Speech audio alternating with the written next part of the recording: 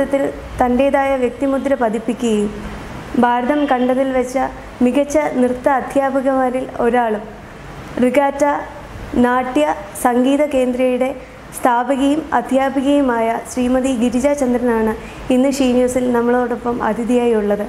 ടീച്ചറിനെ പരിപാടിയിലേക്ക് സ്വാഗതം ചെയ്യുന്നു. സ്വാഗതം ടീച്ചർ. ടീച്ചർ, റിഗാറ്റ ഇപ്പോൾ സ്റ്റാർട്ട് ചെയ്ത് 48 വർഷങ്ങളായിരിക്കുകയാണ്. എന്താണ് അത് തുടങ്ങാൻ ഇടയായിട്ടുള്ളൊരു കാരണം?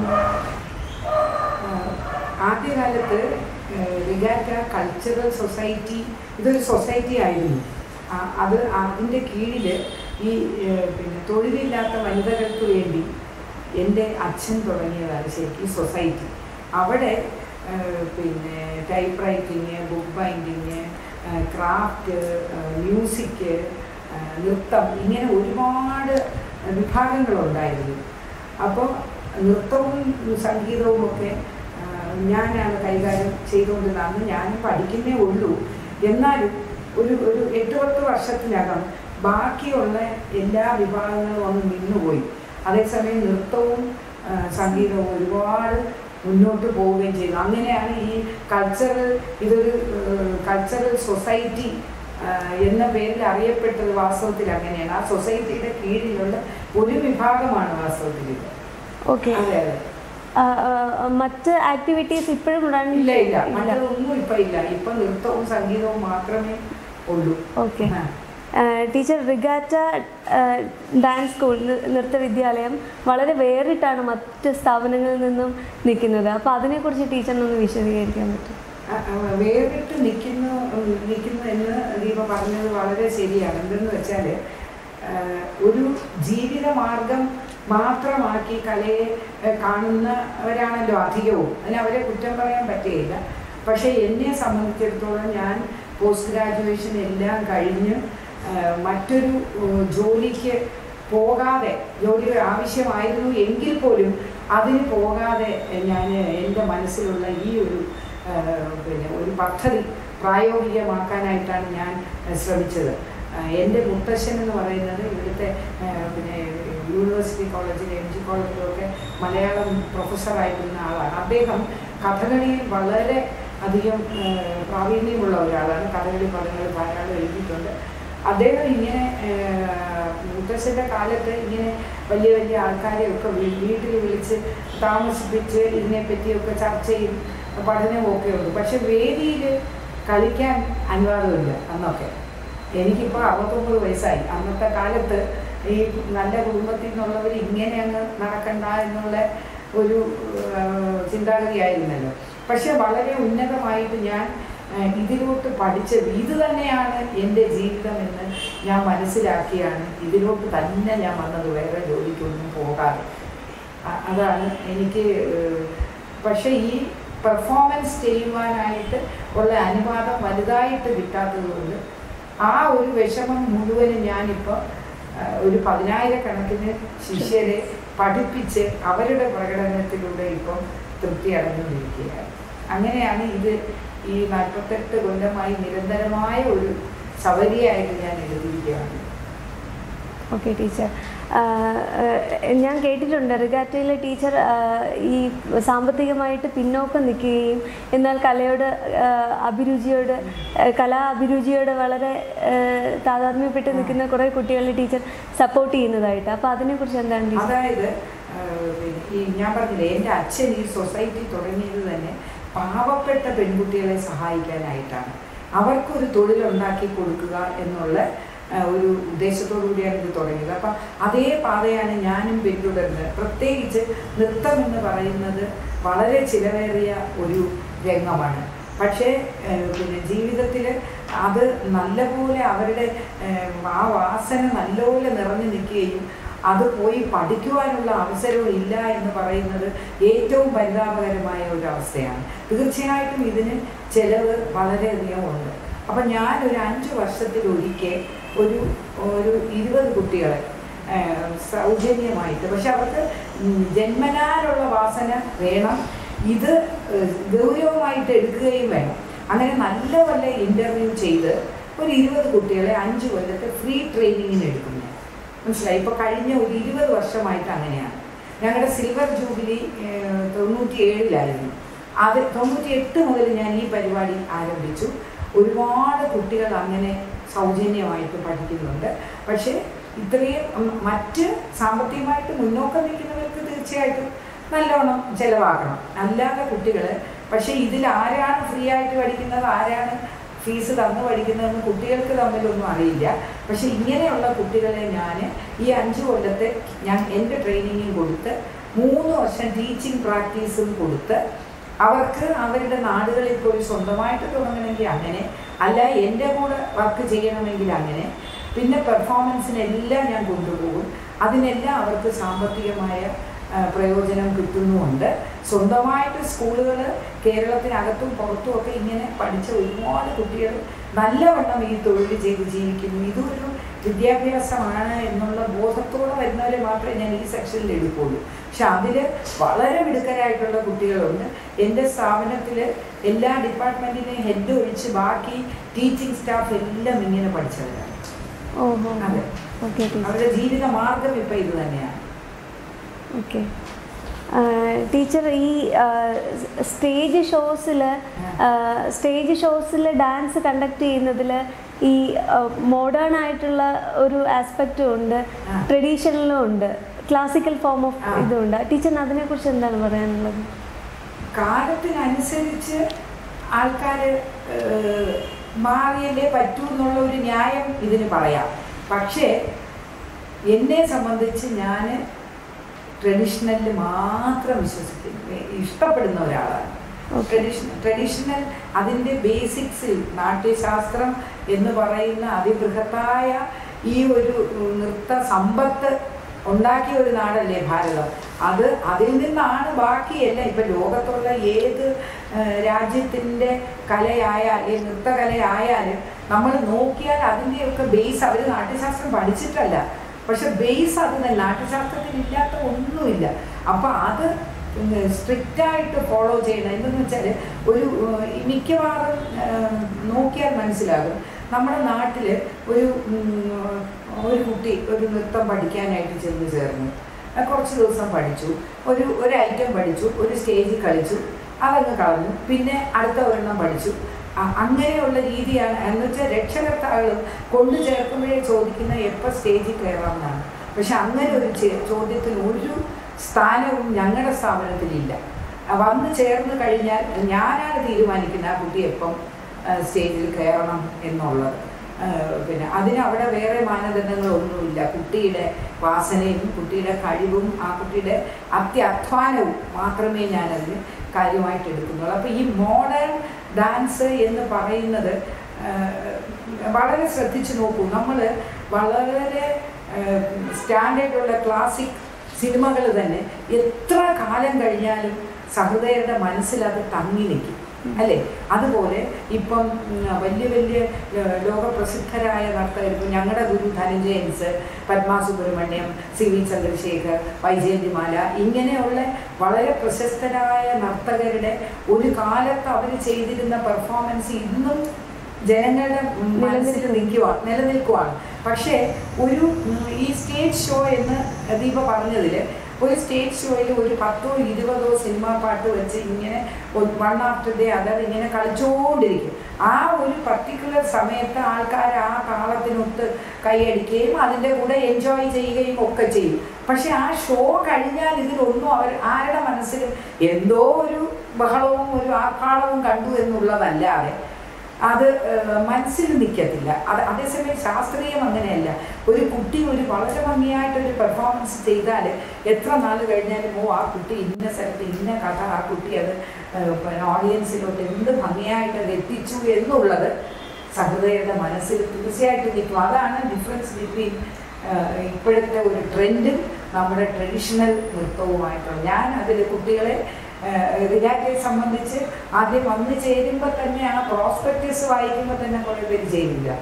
ദീപയ്ക്ക് അറിയാമല്ലോ, ചെയ്തില്ല. എന്തെന്ന് വെച്ചാൽ സ്ട്രിക്റ്റായിട്ട് റൂളുകൾ ഫോളോ ചെയ്യുകയും സംസ്കൃത ഭാഷ പഠിക്കണം, സംഗീതം പഠിക്കണം, അങ്ങനെ ഒക്കെ ചിട്ടയായിട്ടുള്ള പഠനം മാത്രമേ പറ്റുകയുള്ളൂ. എന്താ ചിട്ടയായിട്ട് ഒരു ജീവിതം മുഴുവൻ പഠിച്ചാലും തീരാത്തതാണ് സംഗീതവും നൃത്തവും ഒക്കെ. അപ്പോൾ അതിനെ ഗൗരവത്തോടെ കാണുന്നവർ പഠിച്ചാൽ മതി എന്നാണ് എൻ്റെ ഒരു താല്പര്യം.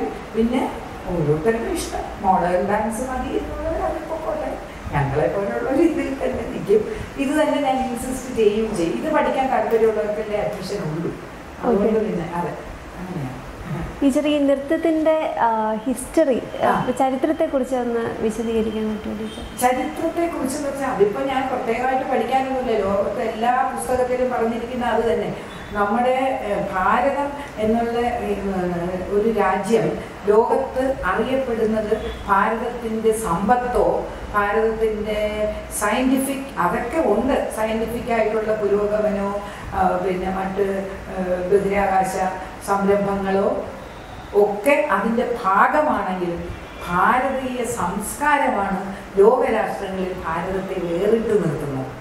ആ സംസ്കാരങ്ങളിൽ ഏറ്റവും പ്രാധാന്യമർഹിക്കുന്ന ഒന്നാണ് നമ്മുടെ കല എന്ന് പറയുന്നത്. മനസ്സിലായി? അപ്പോൾ അത് ആ ആദ്യകാലത്ത് നമുക്ക് അറിഞ്ഞുകൂടെങ്കിലും ഈ വലിയ വലിയ നാട്യശാസ്ത്രത്തിലും അഭിനയദർപ്പണത്തിലും ഒക്കെ പറയുന്നത് ബ്രഹ്മാവ് സൃഷ്ടിച്ച് ബ്രഹ്മാവ് ഭരതമുനിക്ക് പറഞ്ഞു കൊടുത്ത് ഭരതമുനി അത് ഭരതമുനിയുടെ 100 മക്കൾക്ക് പറഞ്ഞു കൊടുത്ത് അവര് സൗരാഷ്ട്രത്തിലെ പെണ്ണുങ്ങൾക്ക് പറഞ്ഞു കൊടുത്ത് അങ്ങനെ അങ്ങനെ അങ്ങനെ ഇത് ഭാരതം മുഴുവൻ പരന്നു എന്നാണ് ചരിത്രം. ഇതിനൊന്നും ഇതിനെന്ത് തെളിവെന്ന് ചോദിച്ചാൽ നമുക്ക് ഉത്തരവില്ല. പുസ്തകത്തിൽ എഴുതി വച്ചിരിക്കുന്നതേ വാസ്തവത്തിലുള്ളൂ. പക്ഷെ ഇന്നും ആ പുസ്തകം തന്നെയാണ് നമ്മൾ പഠിക്കുന്നത്. അതിനകത്ത് നാട്യശാസ്ത്രം മുഴുവൻ പഠിച്ചാലേ അതിലൊരു അംശം പഠിക്കാൻ തന്നെ ഒരുപാട് നാള് വേണം. അതുകൊണ്ട് ആ ചരിത്രം ഒരു നിധി പോലെ സൂക്ഷിക്കുന്ന ഒരാളാണ് ഞാൻ. അപ്പോൾ അത് എൻ്റെ കുട്ടികൾക്കും ഞാൻ ആ ചരിത്രം ഇതെങ്ങനെ ഉണ്ടായി, ഒറിജിൻ ഓഫ് നാട്യ എങ്ങനെ, എന്തുകൊണ്ട് ശിവനെ നാട്യത്തിൻ്റെ ദേവൻ എന്ന് പറയുന്നു, ഇതെല്ലാം കുട്ടികൾക്ക് ഞാൻ വ്യക്തമായിട്ട് പഠിപ്പിച്ചു കൊടുക്കാറുണ്ട്. ഞങ്ങളുടെ കുട്ടികളെല്ലാം ഈ തിയററ്റിക്കലായിട്ടുള്ള ഒരു രീതിയിലും കുറച്ച് മുന്നോട്ട് തന്നെയാണ്. അങ്ങനെയാണ് ചരിത്രം അവരെ ഞാൻ പഠിപ്പിക്കും. പ്രായത്തിനനുസരിച്ച് അവരെ കൊണ്ട് ഉൾക്കൊള്ളാൻ പറ്റുന്നത് പഠിപ്പിച്ചു തന്നെ. ടീച്ചർ, പലരും ഡാൻസ് പഠിച്ചതിന് ശേഷം സ്റ്റേജ് പെർഫോമൻസിൽ ഫോക്കസ് ചെയ്യുന്നു. ടീച്ചർ എന്തുകൊണ്ടാണ് ഇത്തരത്തിലുള്ളൊരു കലാസ്ഥാപനം, ഒരു അക്കാഡമി എന്നുള്ള രീതിയിലേക്ക് ഫോക്കസ് ചെയ്യാനുള്ള കാരണം? അതായത് ഞാൻ തുറന്നു പറഞ്ഞാൽ ഞാൻ പഠിക്കുന്ന കാലത്ത് പറഞ്ഞത് എൻ്റെ കുടുംബത്തിൽ വളരെ ഓർത്തഡോക്സ് ആയിട്ടുള്ള ഒരു ഫാമിലിയാണ്. മുഴുവനും വിദ്യാഭ്യാസ ഡോക്ടർമാരും സയൻറ്റിസ്റ്റുകളും അതും എല്ലാവരുമാണ്. അച്ഛനും എൻ്റെ അമ്മയും അച്ഛനും എല്ലാ അധ്യാപകരും എല്ലാം കൊണ്ടും വിദ്യാഭ്യാസത്തിന് നല്ലപോലെ പ്രാധാന്യം കൊടുക്കുന്ന ഒരു കുടുംബമാണ് എൻ്റെ. അപ്പോൾ ബാക്കി എല്ലാവരും മെഡിസിനിലും പിന്നെ എൻ്റെ സഹോദരങ്ങളെല്ലാം സിനിമയിലാണ്. അപ്പോൾ അങ്ങനെയൊക്കെ ആണെങ്കിലും ഞാൻ എൻ്റെ മേഖലയായിട്ട് ഇതിനെ തന്നെ തിരഞ്ഞെടുത്തു. ഞാൻ നേരത്തെ പറഞ്ഞ പോലെ വേദിയിൽ ഇങ്ങനെ പെർഫോം ചെയ്യാനായിട്ട് അങ്ങനെ അങ്ങ് അനുവദിക്കത്തില്ല, പണ്ട് അനുവദിക്കില്ല. പക്ഷേ എനിക്ക് അന്നേ ഞാൻ തീരെ മെലിഞ്ഞിട്ടായിരുന്നു, വളരെ മെലിഞ്ഞിട്ടായിരുന്നു ചെറുതിൽ. അപ്പോൾ എനിക്ക് തന്നെ വിചാരം, ഞാൻ ചെയ്ത എന്തായാലും ആളുകൾക്ക് അത്ര ഇഷ്ടപ്പെടത്തില്ല. അതേസമയം എൻ്റെ അനിയത്തിയാണെങ്കിൽ നല്ല പിന്നെ കുറച്ച് ആവശ്യത്തിന് ഒരു ഡാൻസുകാരിക്ക് വേണ്ടുന്ന ഒരു രൂപവും ഒക്കെയാണ്. അപ്പം അന്നേ ഞാൻ വിചാരിച്ചു അവൾ കളിക്കട്ടെ, പക്ഷെ എനിക്കങ്ങ് അറ്റം വരെ പഠിക്കണം. അതിനു വേണ്ടിയാണ് ഞങ്ങൾ രണ്ടുപേരും ഈ ചെന്നൈയിലോട്ട് അങ്ങ് ചേക്കേറിയത്. ഒരു 5-6 കൊല്ലം അവിടെ നിന്ന് പ്രഗത്ഭരായ അധ്യാപകരുടെ അടുത്ത് പഠിച്ചു. അന്നേ ഞാൻ തീരുമാനിച്ചു ഈ അധ്യാപനമാണ് എൻ്റെ മേഖല. എനിക്ക് ഒരുപാട് നർത്തകരെ വാർത്തെടുത്തുകൊണ്ട് വരണം, അധ്യാപികയായാൽ മതി എന്ന് ഞാൻ സ്വയം തീരുമാനിച്ചാണ് ഞാൻ ഇങ്ങനെ ആയത്. എന്തായാലും ഒരു നല്ല അധ്യാപക ഇല്ലാതെ നല്ല നർത്തകരുണ്ടാവില്ലല്ലോ. തീർച്ചയായിട്ടും. ടീച്ചറിന് കിട്ടിയിട്ടുള്ള അവാർഡ്സ്? എനിക്ക് ആദ്യമായിട്ട് കിട്ടിയത് 78 ഈ വിമൻസ് അസോസിയേഷൻ ഓഫ് ഇന്ത്യ എന്ന് പറഞ്ഞിട്ട് ഒരു സംഘടന ഉണ്ടായിരുന്നു. അവരെനിക്ക് ഇപ്പോഴൊന്നും അതില്ല എന്നാണ് തോന്നുന്നത്. ആദ്യത്തെ ഒരു ഗോൾഡ് മെഡലും നാട്യപ്രവീൺ എന്നുള്ള ഒരു ടൈറ്റിലും വലിയൊരു ഫങ്ഷൻ അവർ നടത്തി എനിക്ക് തന്നു. അതാണ് എനിക്ക് ആദ്യം കിട്ടിയത്. പിന്നെ അങ്ങോട്ട് ഒരുപാട് സംഗീത നാടക അക്കാദമിയിൽ കിട്ടി. പിന്നെ ഒറീസയിൽ ദേവദാസി ഫെസ്റ്റിവലിൽ നൃത്ത വിദുഷി അവാർഡ് അത് കിട്ടി. പിന്നെ ധനഞ്ജയൻസിൻ്റെ വലിയ ഒരു അവാർഡാണ് കലാഭാസ്കര എന്ന് പറയുന്നത്. വളരെ പ്രസിദ്ധമായ ഇത് വിരളിലെത്തുന്ന ആൾക്കാരെ കൊടുത്തിട്ടുള്ളൂ. അത് കിട്ടിയിട്ടുണ്ട്. പിന്നെ അതിനെക്കാട്ടിയൊക്കെ ഇന്ത്യൻ പ്രസിഡന്റിൻ്റെ ഒരു ഇപ്പോൾ മരിച്ചുപോയ അദ്ദേഹത്തിൻ്റെ ഒരു അംഗീകാരം, ഒരു പിന്നെ സമ്മാനം എനിക്ക് കിട്ടിയിട്ടുണ്ട്. ഞാൻ ഡൽഹിയിൽ അവതരിപ്പിച്ച ഒരു പരിപാടി കണ്ടിട്ട് പ്രണബ് മുഖർജി വളരെ സന്തോഷിച്ച്, അദ്ദേഹമായിരുന്നു ചീഫ് ഗസ്റ്റ്, അന്ന് എന്നെ അവിടെ വെച്ച് ആദരിക്കുകയുണ്ടായി. അതെൻ്റെ ജീവിതത്തിലെ വലിയ ഒരു കാര്യമാണ്. പിന്നെ ചെറിയ ഒരു സംഘടനകൾ, ചെറുതെന്ന് പറയുന്നില്ല, ഓരോ സംഘടനകളും എൻ്റെ പ്രവൃത്തിയെ മാനിച്ചുകൊണ്ട് ഒരുപാട് ഇങ്ങനെ കിട്ടിയിട്ടുണ്ട്, ധാരാളം. ടീച്ചറിൻ്റെ ഫാമിലി സപ്പോർട്ടും ഫാമിലി സപ്പോർട്ട് ഇല്ലാതെ ഒരാൾക്ക് ഇത്രയും പിന്നെ ബൃഹത്തായ ഇപ്പം തന്നെ തിരുവനന്തപുരത്ത് എനിക്ക് 6 ശാഖകളാണ് തിരുവനന്തപുരത്തുള്ളത്. 1000 അടുപ്പിച്ചുള്ള കുട്ടികളുണ്ട്, 34 സ്റ്റാഫുണ്ട്. അപ്പോൾ മുഴുവൻ സമയം വീട്ടുകാര്യങ്ങൾ നോക്കാൻ പറ്റാതെ തന്നെ ഇതിൻ്റെ പുറകെ പോയാലേ പറ്റുള്ളൂ. എന്ന് വെച്ചാൽ ഇത് ഓരോ കുട്ടിയെ ആയിട്ട് നമ്മൾ ശ്രദ്ധിച്ചേ പറ്റുള്ളൂ.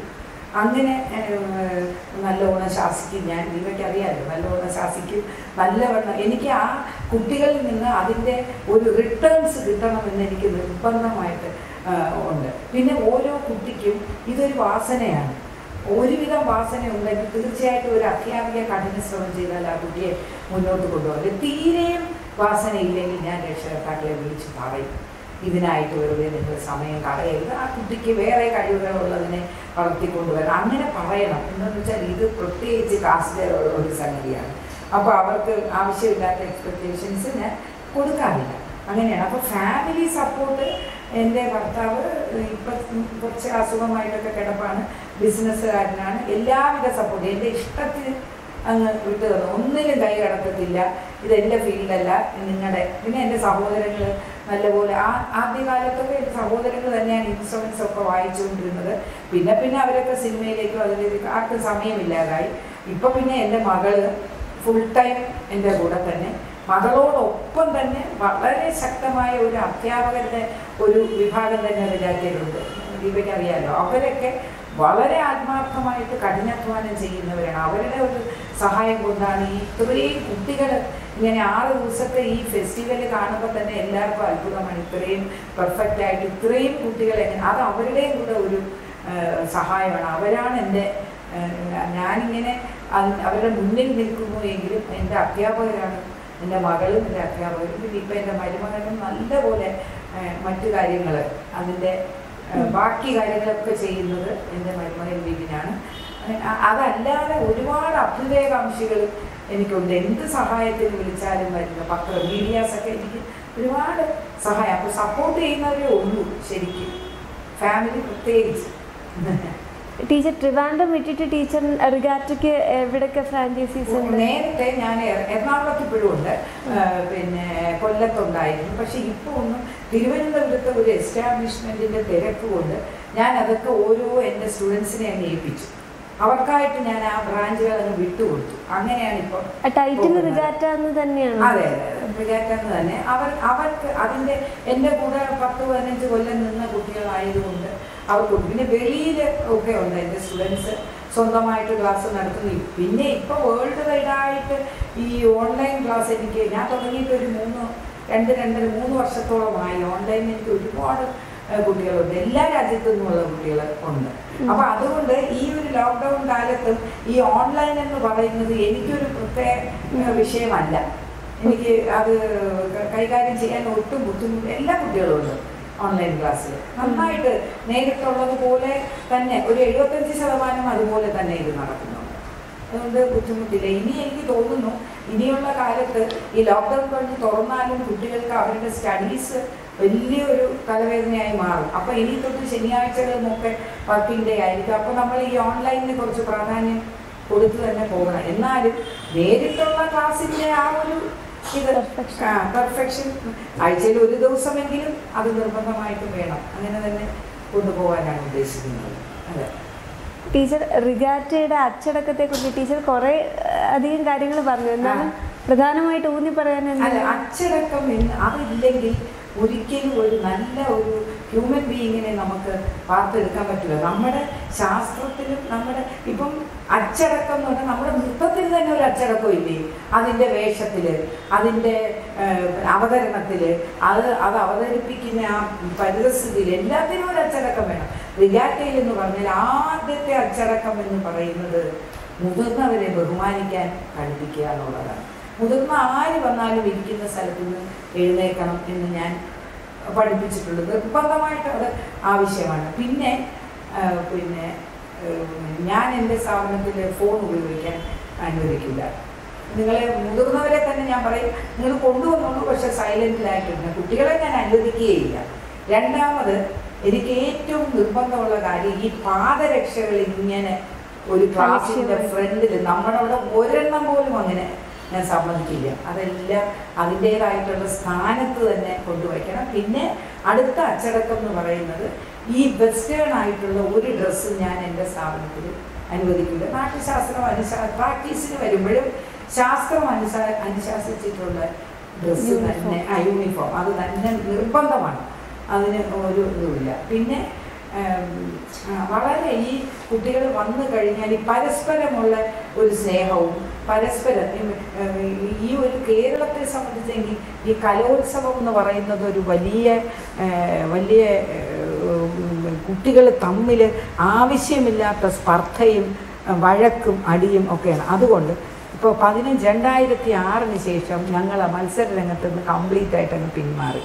ഒരുപാട് കലാതിലകങ്ങളും പ്രതിഭകളും റിഗാറ്റയിൽ നിന്ന് വന്നവരാണ്. ഇപ്പം നീന പ്രസാദ്, മേത്തിൽ ദേവിക, ഗോപിക വർമ്മ, ഡോക്ടർ ആര്യ, സിത്താര ബാലകൃഷ്ണൻ, പിന്നെ എൻ്റെ മകളും കലാതിലകം തന്നെ. ഒരുപാട് ഡി ജോറി ആദ്യത്തെ കലാതിലകം, അതൊക്കെ എൻ്റെ സ്ഥാപനത്തിൻ്റെ ഒരു മുത്തായിട്ടുള്ള കുട്ടികളായിരുന്നു. അങ്ങനെ ഒരുപാട്. പക്ഷെ അന്നൊക്കെ ആ മത്സരം എന്ന് പറയുന്നത് വളരെ ആരോഗ്യപരമായ മത്സരമായിരുന്നു. ഇപ്പോൾ ഈ കഴിഞ്ഞ ഒരു 10-15 വർഷമായിട്ട് അങ്ങനെയല്ല. കുട്ടികൾ കലോത്സവത്തെ മുന്നോട്ട് കൊണ്ടുപോകാൻ ഏറ്റവും അധികം ശ്രമിച്ച ഒരു ടീച്ചർ ഞാനാണ്. എന്ന് വെച്ചാൽ ഈ കലാതിലകം കലാപ്രതിഭയൊക്കെ TM ജേക്കബ് സാർ ഉള്ളപ്പം നിരന്തരമായി ഞാൻ അദ്ദേഹത്തോട് അഭ്യർത്ഥിച്ചാണ് അത് കൊണ്ടുവന്നത്. പക്ഷെ അത് നിർത്തിക്കാനുള്ള കാര്യങ്ങൾ ചെയ്തത് ഞാൻ തന്നെ. എന്ന് വെച്ചാൽ ആളുകൾ പിന്നെ ഇതൊക്കെ അഭ്യസിക്കുന്നത് ഈ കലാതിലകം വാങ്ങിക്കുക, അതിന് വഴി മെഡിസിൻ എഞ്ചിനീയറിംഗ് സീറ്റ് അങ്ങനെ തന്നെ അങ്ങ് ആയിപ്പോയി. അപ്പോൾ അതിപ്പോൾ അങ്ങ് മാറി. പക്ഷേ ഈ കുട്ടികൾ തമ്മിലുള്ള ഈ ഒരു സ്പർദ്ധ മാറ്റണം എന്ന് എനിക്ക് നിർബന്ധമായിട്ടും തോന്നിയതുകൊണ്ട് ഞാൻ മത്സരം എന്നുള്ളത് ഇപ്പം അങ്ങ് ഒഴിവാക്കി, പഠനം മാത്രമാക്കി. പക്ഷേ എനിക്കതുകൊണ്ട് മത്സരത്തിന് കൊണ്ടുപോകുന്നില്ല എന്ന് പറഞ്ഞ് ഒരു കുട്ടി പോലും ഈ സ്ഥാപനത്തിൽ നിന്ന് മാറിപ്പോയിട്ടില്ല.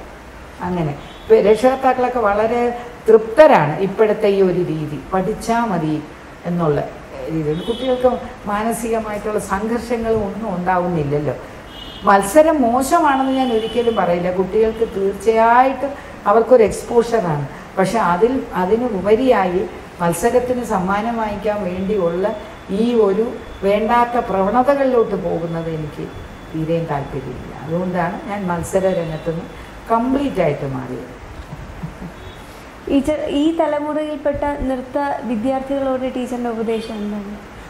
എനിക്ക് എൻ്റെ ഇപ്പം തന്നെ വളരെ ഇതുമായിട്ട് ബന്ധമില്ലെങ്കിൽ പോലും ഞാനൊരു കാര്യം പറയട്ടെ. കേരളം എന്ന് പറയുന്നത് കേരളത്തെ പോലെ ഇത്രയും വൈവിധ്യമാർന്ന കലാരൂപങ്ങൾ പ്രായോഗികമായി പഠിപ്പിക്കുകയും അവതരിപ്പിക്കുകയും ചെയ്യുന്ന ഒരു സംസ്ഥാനവും ഇന്ത്യയിൽ വേറെയില്ല.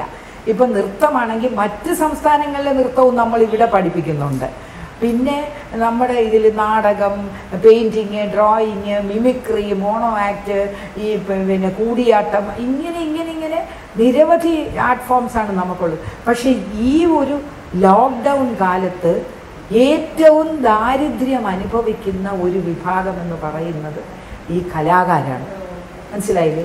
ഇപ്പം ഞങ്ങൾക്ക് all Kerala dance teachers organisation എന്ന് പറഞ്ഞ വലിയൊരു സംഘടനയുണ്ട്. ഞാനതിൻ്റെ ജനറൽ സെക്രട്ടറിയാണ്. പക്ഷേ അതിൽ ഈ വിരലിൽ എണ്ണുന്ന വളരെ മുൻപന്തിയിൽ നിൽക്കുന്ന അധ്യാപകരൊഴികെ ബാക്കി എല്ലാവരും ഇപ്പം ദാരിദ്ര്യം കൊണ്ട് ആഹാര സാധനങ്ങൾ ഉണ്ടാക്കുന്ന വഴിയോര കച്ചവടവും ലോട്ടറി വിൽപ്പനയും അങ്ങനെയൊക്കെ അങ്ങ് വിവിധ മേഖലകളിലോട്ട് പോയി. ഞങ്ങൾ സർക്കാരിന് ഒരുപാട് പിന്നെ നിവേദനങ്ങളും അതും ഇതുമൊക്കെ കൊടുത്തു. അവരെ ഞാൻ 100% കുറ്റം പറയുന്നില്ല. പക്ഷേ ഞങ്ങൾ തന്നെ എന്നെപ്പോലെയുള്ള ഞങ്ങളുടെ ഈ പിന്നെ സംഘടനയിലെ തലപ്പത്തിരിക്കുന്നവർ ഒരുപാട് കളക്ഷൻസ് പലരെയും സമീപിച്ച് പൈസ സ്വരൂപിച്ച് ഇവരെ സഹായിക്കുകയാണ് ഇപ്പോൾ ചെയ്യുന്നത്. ഇപ്പോൾ ഈ ഓൺലൈൻ ക്ലാസ് എന്ന് പറയുന്നത് ഈ റിമോട്ട് ഏരിയയിലൊന്നും പ്രാക്ടിക്കലല്ല. പഠിപ്പിക്കുന്ന ഒരു കാര്യം മനസ്സിലാക്കേണ്ടത്, ഇതിൽ ഈ വിരലിൽ എണ്ണുന്ന ആൾക്കാരാണ് ഇതിൽ പ്രൊഫഷണൽ ആയിട്ടുള്ള അധ്യാപകരെന്ന് പറയുന്നത്. ബാക്കിയുള്ളവരൊക്കെ ഈ യൂട്യൂബിൽ നോക്കി അതിൽ നോക്കി അവരുടെ ജീവിത മാർഗമാണിത്. ഈ വർഷത്തെ പ്രത്യേകത എന്തോന്നാണ്, ഒരൊറ്റ അമ്പലങ്ങളിൽ ഉത്സവം ഇല്ലായിരുന്നു. അപ്പോൾ ഇവരുടെയൊക്കെ ഒരു വരുമാന മാർഗം എന്ന് പറയുന്നത് അതാണ്. അതൊന്നുമില്ലാതെ വളരെ കഷ്ടപ്പെട്ടാണ് ഇപ്പോഴത്തെ ഈ ഒരു സമൂഹം കലാകാരെ മുന്നോട്ട് പോകുന്നത്. അങ്ങനെ ഞങ്ങൾ മറ്റ് സംസ്ഥാനങ്ങളിലുള്ള വലിയ വലിയ സംഘടന, അഭയ് എന്ന് പറഞ്ഞ് മദ്രാസിലൊരു വലിയ സംഘടനയുണ്ട്, അവരാണ് ഞങ്ങൾക്ക് ഒരു 2-2.25 ലക്ഷം രൂപ തന്നത് ഈ പാവങ്ങളെ സഹായിക്കാൻ, നൃത്താധ്യാപകരെ സഹായിക്കാനായിട്ട്.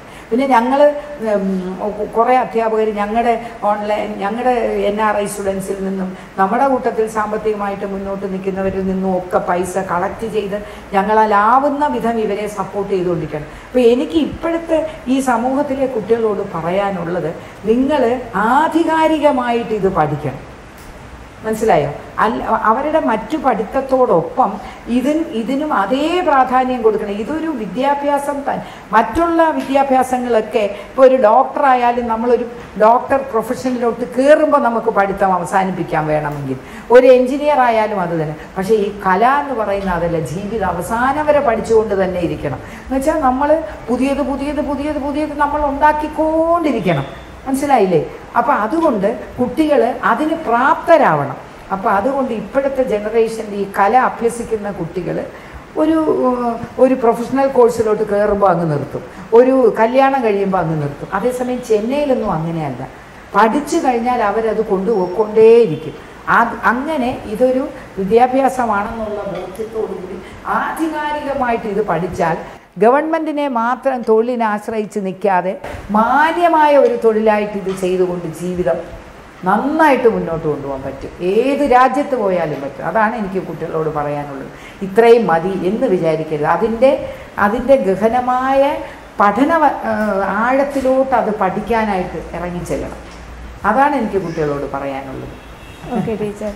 അതുപോലെ റിഗാറ്റയിലെ കുടുംബിനികൾക്കായിട്ട് ഗൃഹനായിക എന്നൊരു ടൈറ്റിൽ ടീച്ചർ സ്റ്റുഡൻസിനെ വാർത്തെടുക്കുന്നുണ്ട്.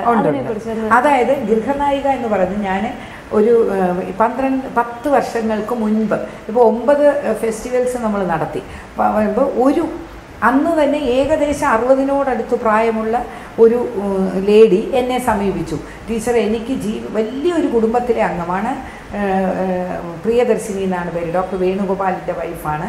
അവരാണ് ആദ്യമായിട്ട് എൻ്റെ അടുത്ത് ഇത് പഠിക്കണം എന്നും പറഞ്ഞ് വന്നത്. അപ്പോൾ അവർ പറഞ്ഞു, എൻ്റെ ഈ പ്രായത്തിൽ എനിക്ക് എന്ത് പഠിക്കാൻ പറ്റും, എനിക്ക് മോഹിനിയാട്ടമാണ് ഏറ്റവും താല്പര്യം എന്ന് പറഞ്ഞു. എനിക്ക് ഒരുപാട് താല്പര്യം ഉള്ള ഒരു വിഷയമാണ്. പക്ഷേ എൻ്റെ ഭർത്താവിൻ്റെ ജോലി കൊണ്ടും എൻ്റെ കുടുംബത്തിൻ്റെ ഒരു സപ്പോർട്ടില്ലായ്മ കൊണ്ടും എനിക്ക് ഇപ്പോൾ ടീച്ചർ എന്നെ അത് അന്ന് ഷി വാസ് 59. അപ്പോൾ ഞാൻ അവരെ വെച്ചങ്ങ് തുടങ്ങിയപ്പോൾ ഞാൻ വിചാരിച്ചു, ഒരു ചെറുപ്പകാലത്തെ ഇവരിത് പഠിച്ചെങ്കിൽ ഇവരാരായെന്ന്. ഈ കഴിഞ്ഞ 8 ഫെസ്റ്റിവലിലും അവർ കളിച്ചു, മനോഹരമായിട്ട്. ഇപ്പോൾ പിന്നെ ആരോഗ്യ പ്രശ്നങ്ങളൊക്കെ വന്നു തുടങ്ങി, 70യോടടുത്തു. പക്ഷെ അതിനെ സംബന്ധിച്ച് ഇവരുടെ ഒരു ഇൻവോൾവ്മെൻറ്റ് കണ്ട് പിന്നെ ഒരുപാട് പേര് എന്നെ സമീപിക്കാൻ തുടങ്ങി. ഇപ്പം 80ഓളം കുടുംബിനികളാണ് നമ്മുടെ സ്ഥാപനത്തിൽ ഈ ഗൃഹനായിക എന്ന് പറയുന്ന സെക്ഷൻ. പക്ഷേ അവരെ തന്നെ ഞാൻ ഈ കുട്ടികളെ പഠിപ്പിക്കുന്ന അതേ ഗൗരവത്തോടു കൂടി ഇതിനെ എടുക്കുമെങ്കിലും ഞാൻ അഡ്മിഷൻ കൊടുക്കുള്ളൂ.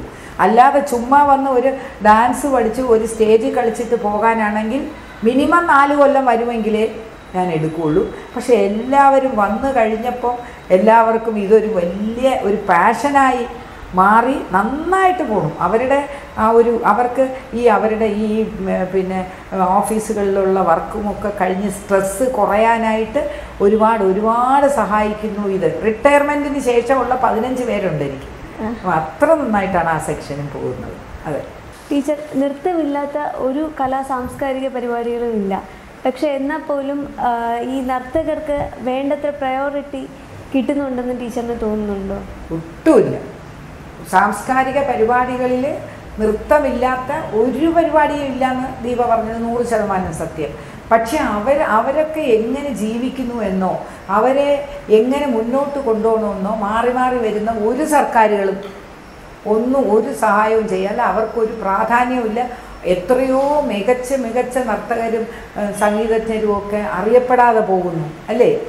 അത് നമ്മുടെ കേരളത്തിൽ പ്രത്യേകിച്ച്, മറ്റുള്ള സംസ്ഥാനങ്ങളെ അപേക്ഷിച്ച് കേരളം അക്കാര്യത്തിൽ വളരെ പുറകോട്ടാണ്. എന്ന് വെച്ചാൽ ഇവിടെ ഒരുപാട് ഫെസ്റ്റിവൽസ് ഉണ്ട് ഗവൺമെൻറ് നടത്തുന്നത്, നന്നായിട്ട് തന്നെയാണ് നടത്തുന്നത്. അതിൽ പോലും നമ്മുടെ നാട്ടിലുള്ളവരുടെ സാന്നിധ്യം കുറവാണ്.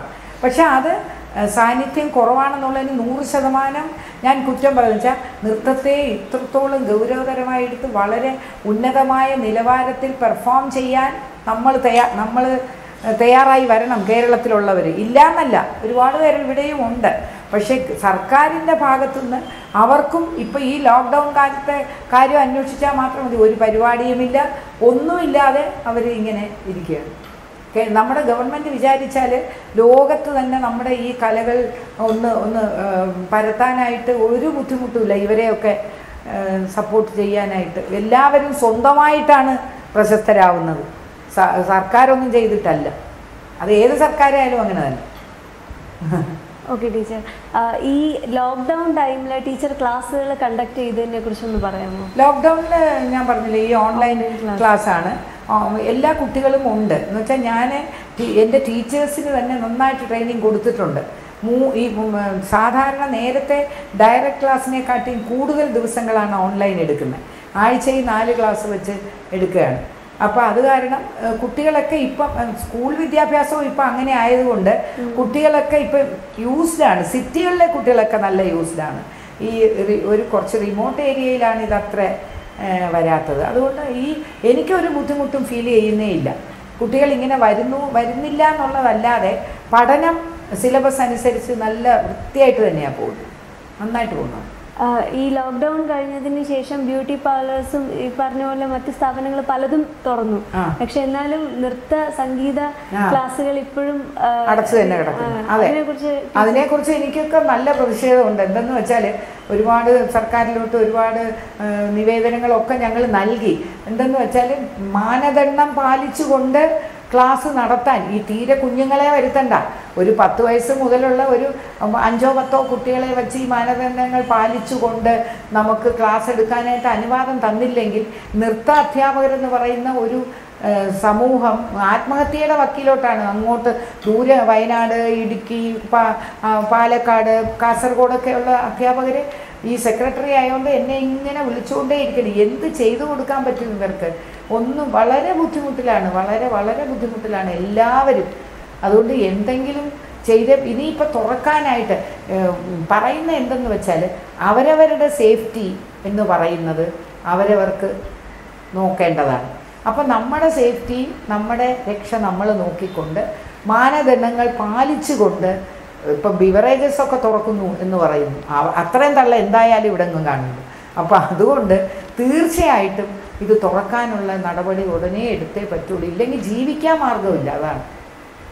അതാണ് ടീച്ചറിന് ഷീ ന്യൂസിൻ്റെ പ്രേക്ഷകരോട് എന്താണ് പറയാനുള്ളത്? ഷീ ന്യൂസിൻ്റെ പ്രേക്ഷകരോട് എനിക്ക് പ്രത്യേകിച്ച് ഞാൻ പലപ്പോഴും പറയണമെന്ന് ആഗ്രഹിച്ചിട്ടുള്ള എന്തെന്ന് വെച്ചാൽ, ഇപ്പോഴത്തെ ഈ പരിതസ്ഥിതിയിൽ ഈ ഓൺലൈൻ ക്ലാസ് എന്ന് പറഞ്ഞ് യാതൊരു വിവരവും പ്രാഗൽഭ്യവും ഇല്ലാത്ത എല്ലാവരും മണി മേക്കിംഗ് എന്നുള്ള ഒരു കാര്യം മുൻനിർത്തി മാത്രം ഓൺലൈൻ ക്ലാസ്സുകൾ എടുക്കുകയാണ്. അങ്ങനെയുള്ള പറ്റിപ്പിൽ ചെന്ന് പെടരുത്. ഇപ്പം ഷീ ന്യൂസ് എങ്കിലും പ്രേക്ഷകർ ശ്രദ്ധിക്കേണ്ടതെന്ന് വെച്ചാൽ, നമുക്കിപ്പം ഒരാൾ പഠിപ്പിക്കുവാൻ ഒരു ഓൺലൈൻ ക്ലാസ് എടുക്കാൻ വന്നാൽ അതിൻ്റെ ക്രെഡിബിലിറ്റി കണ്ടുപിടിക്കാൻ ഇന്ന് ഒരു ബുദ്ധിമുട്ടുമില്ല. അവരെ പറ്റിയുള്ള വിവരങ്ങൾ ഗൂഗിളിലോ എവിടെ സെർച്ച് ചെയ്ത് നോക്കിയാൽ ഇതാരാണെന്നോ ഇവർക്ക് ഇങ്ങനെ ഒരു ക്ലാസ് കണ്ടക്ട് ചെയ്യാനുള്ള യോഗ്യത ഉണ്ടോ എന്നും കണ്ടുപിടിക്കാൻ ഒരു ബുദ്ധിമുട്ടില്ല. രാവിലെ 5 സ്റ്റെപ്പ് പഠിപ്പിച്ചിട്ട് വൈകിട്ട് ഓൺലൈൻ ക്ലാസ് എടുക്കുന്നവരെ എനിക്കറിയാം. അതിലും ചെന്ന് അകപ്പെട്ട് പൈസ ചിലവാക്കുന്ന എത്രയോ പേരുണ്ട്. അത് ശരിക്കും പറഞ്ഞാൽ വളരെ ഒരു പരിതാപകരമായ അവസ്ഥയാണ്. അങ്ങനെയുള്ള ഷീ ന്യൂസ് പ്രേക്ഷകരാരും ഇതിൽ ചെന്ന് പെടരുത്. വളരെ ഇവർക്ക് യോഗ്യത ഉണ്ടെങ്കിൽ മാത്രം അതിലോട്ട് കുട്ടികളെയോ അതുപോലെ ആ പരിപാടികൾ. ഇപ്പോൾ പിന്നെ എല്ലാവരും ഓൺലൈൻ ഫെസ്റ്റിവൽസ് അങ്ങ് നടത്തുവാണ്. ശരിക്കും അതിൽ ചെന്ന് രജിസ്ട്രേഷന് കുറച്ച് പൈസ അതങ്ങോട്ട് കൊടുത്ത് അതിൽ അങ്ങനെയൊക്കെ ഓഫ് കോഴ്സ് നല്ലതുണ്ട്, ഇല്ലെന്ന് ഞാൻ പറയുന്നേ ഇല്ല. നന്നായിട്ട് ഓൺലൈൻ ക്ലാസ് എടുക്കുന്നവരും ഉണ്ട്. ജെന്യുവിനിറ്റി എന്താണെന്ന് മനസ്സിലാക്കിയിട്ട് വേണം അതിൽ ചെന്ന് ചേരാൻ. ഓക്കെ, ടീച്ചറിൻ്റെ വലിയ സമയം ഷീ ന്യൂസിനായിട്ട് തന്നതിന് നന്ദിയുണ്ട്. എനിക്കും എൻ്റെ മനസ്സിലുള്ള ഒരുപാട് കാര്യങ്ങൾ പറയാൻ അവസരം തന്നതിന് ഷീ ന്യൂസിനോട് എനിക്കും വളരെ നന്ദിയുണ്ട്. Thank you, teacher. The Voice of Women. The She News. Like, comment, share, subscribe. Thanks for watching.